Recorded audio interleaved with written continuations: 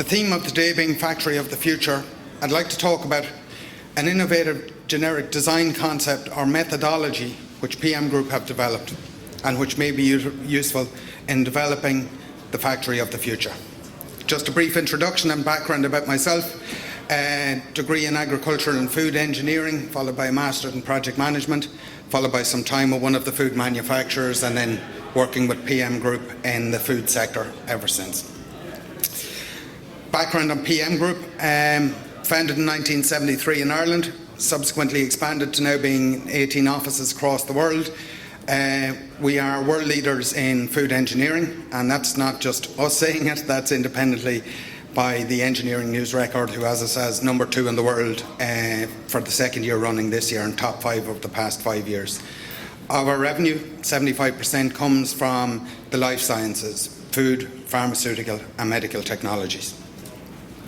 So, in relation to the presentation, just give you a brief overview of what a market-ready design and the methodology is, talk about the types of facilities for which it would be suitable, talking about then the factory of the future in terms of the key items which may be of concern to clients, and then looking at a few layout options which you may have to consider, followed by 2 brief case studies for MRDs that we've completed in the past. So what is it? An MRD is an early concept for clients who may be considering multiple factories in the future. You design once, you localise many times, suitable for any location in the world, and the deliverables which can be tailored would generally be full scope, identifying the layouts, the drawings and the process flows. Critically though, and in terms of the factory of the future, it sets the minimum technical standards which you would expect to achieve, which is important for clients who want to portray branding and everything else, that when you go into a factory in the UK or you go into a factory in Vietnam, it's the same standards, it's the same qualities that you have there. And critically, we design for the food sector in terms of fit for purpose. So we don't give you a Rolls Royce where a Ford Focus is required, etc. So we tailor it to your needs. And it allows you to develop the client's statement of requirements for going into the later phases of design, which still have to be completed. So how does it help? It does the smart thinking up front, and by that we mean that it allows the client working with our team to identify the basis for planned and future manufacturing facilities that meet the client's requirements, be it cost, quality, and obviously safety would have to be taken into account in terms of manufacturing and also operator safety, etc. Critically again, on a standardised global basis, right? So it allows you ensure that the local deviations in terms of if you have two different factories, even if it's on the same, even if both are within the UK, that there's not those idiosyncrasies there. It sets the boundary to say this is the basis on which we go forward. It allows as well the incorporation of future requirements, and when you talk about factory of the future, you're talking about future requirements in terms of understanding what requirements you have, in terms of, for instance, do you believe that allergens or something like that may be an issue in the future? So you design the factory. If you don't need it at the moment, you design it that you can install that segregation and that the process flows and the personnel flows and the factory flows still work in the future without significant modification. And again, identifying the layouts and the standards so that each facility will look and feel the same every time you use them. On the CapEx, we've proven from experience with clients for MRDs that we've done that quite quickly you can get to plus or minus 25 to 20% just using the deliverables of the MRD once you do a bit of localization on it. In addition to that, it reduces the lead times for the subsequent phases of the engineering, and again from experience we've shown that it's between 4 to 6 weeks reduction in the front-end engineering design phases and subsequent engineering phases. So if you're doing multiple sites or if you're considering multiple factories over the next 5 to 10 years, it may be important. And again, the upfront consistency in build quality, getting the quality right first time. You know what type of floor finishes that you're going to use, for instance. You know what the coving details are, etc., etc. And finally, this allows you, once you have this developed, it allows you to identify the size of site or the size of building, if you're going to lease that building, which you will require in order to fit in this fit-for-purpose facility of the future. And obviously, because you're dealing with a blank sheet of paper, it allows you long-term planning in terms of future requirements. And that may not be expansion, although most times it generally is, but it would be considering different types of packaging materials that you may require. Do you want to allow fallow space? And there's a balance to be struck on those two things. Is an MRD for you? The theme there, and we talked about it previously, is if you think in the next 5 to 10 years that you're going to upgrade or develop more than one facility, then it most likely is for you. It's more suitable for greenfield facilities. However, from experience with clients who have utilised MRDs, what they've taken is the philosophies from the MRDs where they're intent on, we'll say, installing a new process line within an existing facility. Because part of the MRD, you talk about the process, you want to standardise that processing equipment that you'll use across the various sites, so that each one you can have agreements with the OEMs, etc., and making sure that they look and feel the same, so that your maintenance engineers are trained and cognizant of it. Suitable for single builds or campus style facilities. And when we talk about campus style facilities, generally the single build and identification of the process equipment and the space for potential future advances in that, by its very nature, it's not suitable for cross-category or cross-segment development. And there's where the campus element comes in that we would recommend possibly a second building where you're doing it so that you don't have cross-segment with the MRD. And it's not suitable for a one-off development. And the reason I say that is, if you think you're only going to do one of these in the next 10 years, then the reality is that you're better off just doing the concept design for that individual site rather than doing a market-ready design. Critically, what we found with clients, and I'm sure you're experiencing as well in engineering, is that with the apprenticeship programs gone and the graduate schemes gone from a lot of food manufacturers, you're getting engineers who've been in the business for 15, 20, 25 years who are coming close to retirement. And our experience can assist in drawing out their experience and knowledge that they've had over the years and documenting it so that you don't lose that when those people leave the business through retirement. Examples of previous MRDs that we've done without mentioning clients, names, Snack Foods. We've implemented one where they've actually built a facility in Mexico. They're considering another one. Biscuits and Crackers, again for a client there. They've developed it, they've utilised it in two countries, one in China, one in Singapore. Infant formula, the client there has utilised it on 3 occasions, once in China, once in Singapore, and now they're building one in the Philippines as we speak. On the beveraging facility, again, utilised once in the UK and are currently undergoing projects in MENA and the ASEAN region. And a bakery client who hasn't actually utilised it yet, but has quite large expansion plans that they intend to use, and they want to ensure that there's consistency across.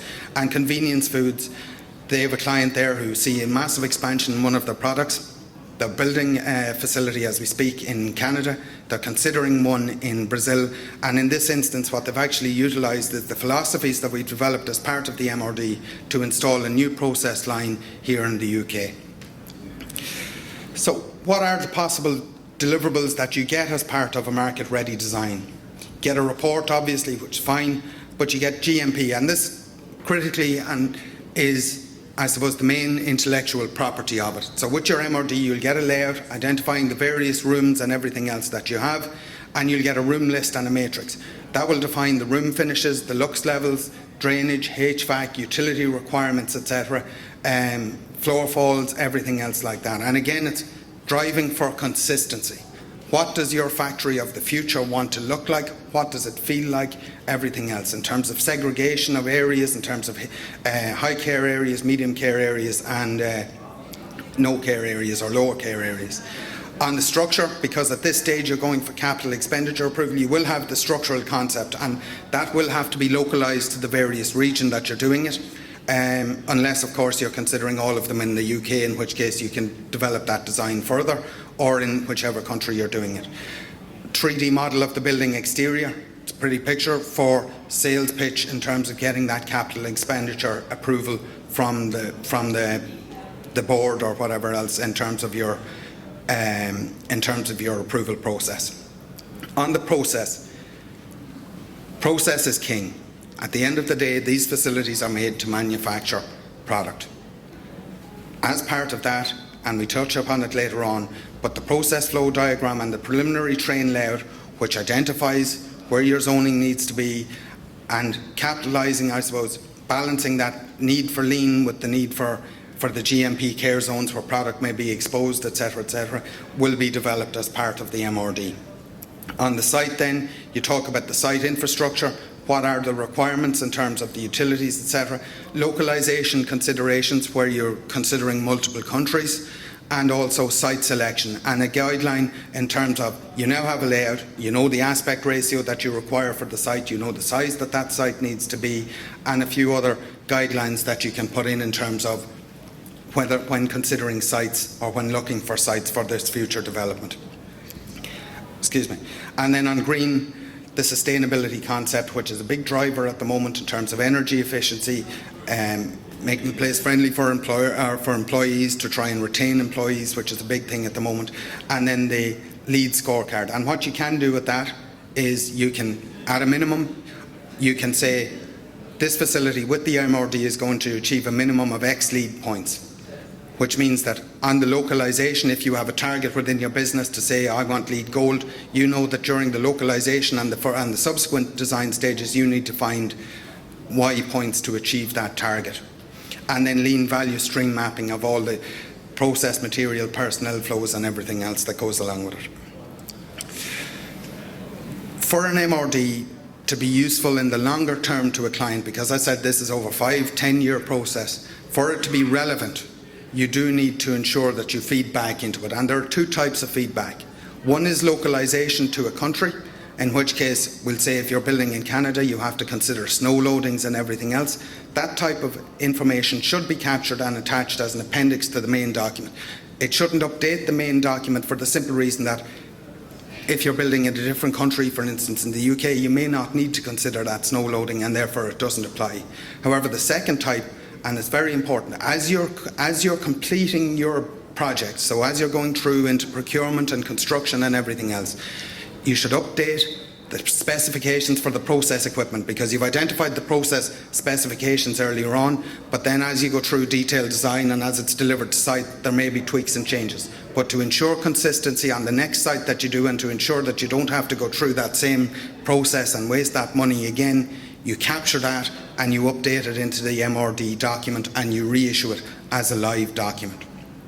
Obviously, the types of feedback may vary from country and sites and everything else, and it is adaptable then to the different types of models that you may utilise depending on the region you're building, whether you want to go design and build or whether you want to go engineering, procurement and construction management route, or the traditional design, procure, build. In terms of next steps, and I mentioned it earlier on, you will have to do subsequent engineering. This isn't allowing you to go from concept straight into detailed design. You will have to allow for localization, and I mean, these are just examples. To be honest, this list could be as long as your arm. The critical ones to point out though, obviously you have to comply with the planning and the permitting requirements in that country, and you have to comply with the food hygiene manufacturing codes, which may result in slight variations. For instance, if you're doing dairy and you want to comply with USDA regulations, then you need an incline on your holding tubes, things like that. Other ones which are important, sustainability we referenced earlier on, but it's also the contracting norms that may be available within those countries in terms of what way you go. Today's theme again, factory of the future. So what is important to a client? We talk about safety, obviously that's a given. Capital cost, that's covered. Schedule, reducing the schedule for subsequent projects by 4 to 6 weeks. The brand identity and profile, making sure that you have a consistency, that if you're walking into a facility in Leeds, it looks the same as if you're walking into a facility in London. Gets the same feel, the same quality, everything else. Sustainability we talked about. And one other interesting, we'll say, where clients now are leasing buildings is the building exit strategy. So how are you going to get that building back to the status it was prior to your leasing. And that's very important to consider in the UK, and it's something that we see clients sometimes overlook in terms of, because they think it's 20 years down the line, but it saves a lot of money and a lot of effort in the later stages if you consider it during the initial design phases. Other things talked about: hygienic design and food security, that's a given. Internal flexibility, it's critical. Where you're talking about a factory of the future, and that's flexibility in terms of, are you going to have different types of cartoning in the future? Are you going to have different types of packaging? Do you want to potentially allow space for an additional line in the future? And that's a balance that you have to come to, because you don't want to be spending, I suppose, capital expenditure now, which is unnecessary for something that may not go in the future, but at the same time you want to allow for the planning for it, possibly that it may have to happen in the future. So making sure that that works. Critically, lean flows and logistics, and making sure that the internal and the process flows will work if you require segregation, or if you have to put in those additional lines. How will it look? How will it feel? So you design showing those things on the drawings at this stage, and then removing them in terms of making sure that when it goes in the future, you know the philosophy that will work without major changes to the existing facility. And then process performance and consistency. That goes without saying. You want to ensure that your OEEs and your efficiencies and everything else are up there, ensuring that you're selecting the right technology for that equipment or for your product. That leads into cost of production, the automation levels that you want to have, and the build quality and the longevity of it. Are you designing for 10 years? Are you designing for 20 years? Are you designing for 30 years? And these really are decisions for clients. So we will work with you. We will kind of say, here's what's out there. We'll ask the probing questions to make sure that you consider them, and then we'll work collaboratively with you to identify a solution. In terms of examples, key considerations, we mentioned it before, but process is king. You identify what the process should look like and will look like in the future. You design that first. You don't select the building and then kind of go, what does the process, how do we shoehorn a process in here? You design from the inside out. So you start off with your adjacencies and your block massing diagrams, then you go onto your GMP considerations and your segregation and your future segregation requirements in terms of potential allergens or otherwise. Consider your ATEX and your regulatory requirements, your wastewater treatment plant. What consent levels will you require? What treatments do you need? Then you have your utilities, water, air, gas, electricity and steam, etc. Facilities and administration, obviously. And as you can see, you're working your way out and onto site security. And finally, site logistics. And it's important that it's last here, but this is logistics around the externals. You're already considering the flows and everything else internally at that point when you're looking at the process flows. In terms of the layouts, there are a number of considerations that you have to look for, and it depends on the layouts: linear, L-shaped or U-shaped, and then the building. Are you going multi-storey, or is it all on the ground or all on one floor? Do you have suitable expandability in there and flexibility? And your construction grid, it's something that people don't look at, but the reality is considerable cost if you go for something that's outside the norms in terms of what the supply chain can actually provide to you. So, for example, if you look at a linear flow type here, and I suppose the one thing that I draw your attention to is the fact that you have separate entrances for your cars and personnel, but you only have one gatehouse. So you same cost, but at the same time safety coming first. Your personnel can walk safely in without having to interact with trucks or anything else. This is pure, and apologies if it's small on the screen, but going from left to right, raw materials into processing, into packaging, and then into your finished goods warehouse and out of the site.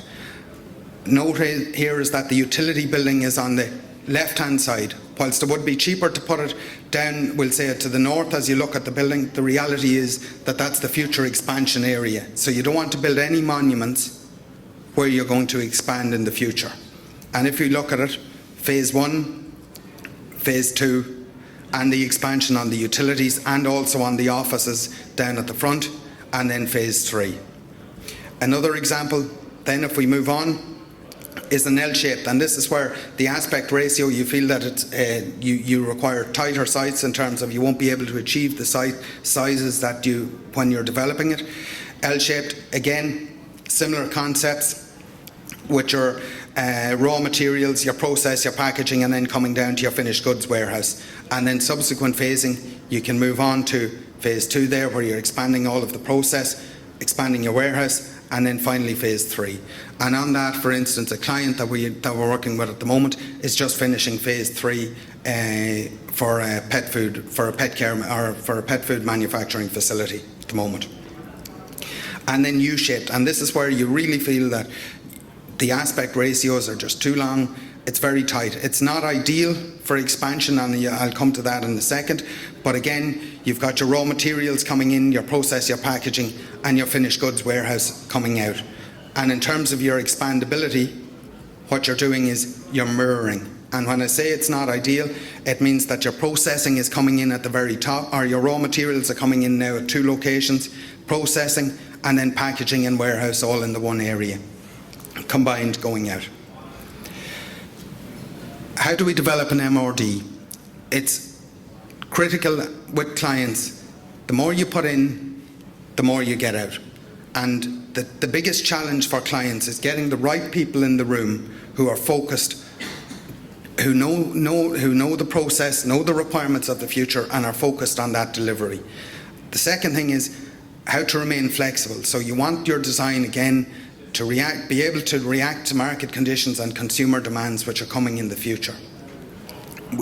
The development is a series of workshops. Get your people in the room with the experience that we have, bringing it there, extracting that knowledge from your team, working in a collaborative approach. So we're challenging in terms of they will have ways that they've done things in the past. We'll be challenging that, considering new emerging technologies, and working together to identify the most appropriate solution and the most appropriate layouts that you have there. Here's just a very brief case study for a bakery client that we completed. In this instance, you'll see the same philosophy of the road coming in, and this is actually now built, and they're considering phase 2 at the moment. The raw materials actually come in at the very end of the building there, and they're coming down to the finished goods warehouse at the near side. The tall building you see there is a high bay cold store, minus 25 degrees, and because of the complexity of it, they've decided to build it for the future phases. On the drawing, on this one here, you can see where the future expandability comes.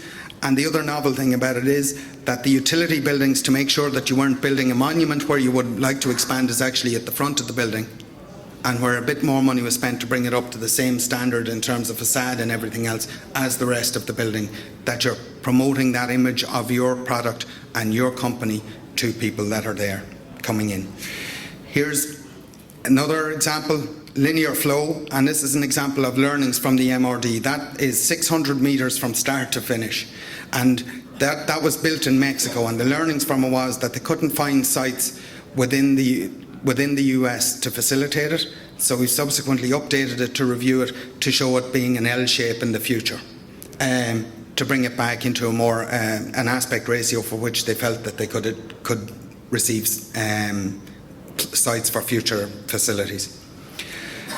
So thank you very much. I hope you've learned a small bit about the market-ready design and how you could consider it for the factory of the future. If you're only doing one-off facilities, hopefully you'll take away some of the ideas that you need to consider for that facility in the future. If you have any questions, please shout. Thank you.